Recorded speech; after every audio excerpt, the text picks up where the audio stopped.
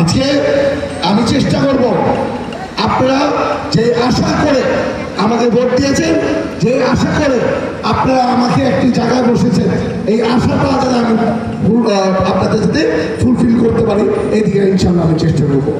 আমি চেষ্টা করব আপনাদের সাথে মিলেমিশে স্বপ্নের রূপরেখা যাতে করতে পারি। আজকে এই ভুলটার প্রথম সমস্যা হয়ে গেছে মাদকের সমস্যা। কি মাদকের সমস্যা? সমস্যা।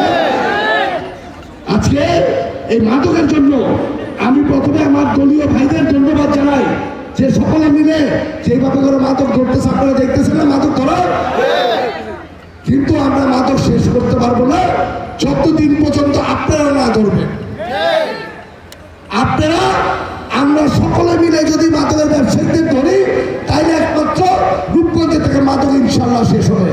আমরা ধরবো, আমরা ইনশাল্লাহ সকলে মিলে এই মাদককে দূর করার জন্য আমাদের বাচ্চাদেরা যাতে ভালো করে জীবনযাপন করতে পারে, যাতে ভালো করে একটি বাংলাদেশ করতে পারে, ভালো করে একটা রূপগঞ্জ তারা করতে পারে, এর জন্য ইনশাল্লাহ আমরা সকলে মিলে মাদককে ইনশাল্লাহ শেষ করে ছাড়ব। আজকে আপনারা অনেক কষ্ট করতেছেন, অনেকক্ষণ ধরে বসে আছেন, আপনারা দোয়া করবেন।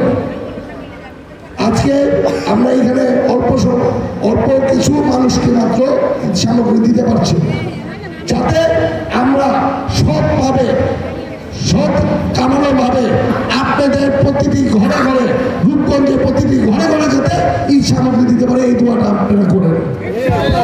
দোয়া করেন আল্লাহ যেন সকলকে বেঁচে করে। কিছুদিন আগে আমাদের দেশ নেত্রী বেগম খালেদা জিয়া মারা গেছেন, ওনাকেও যাতে আল্লাহ বেঁচে করে।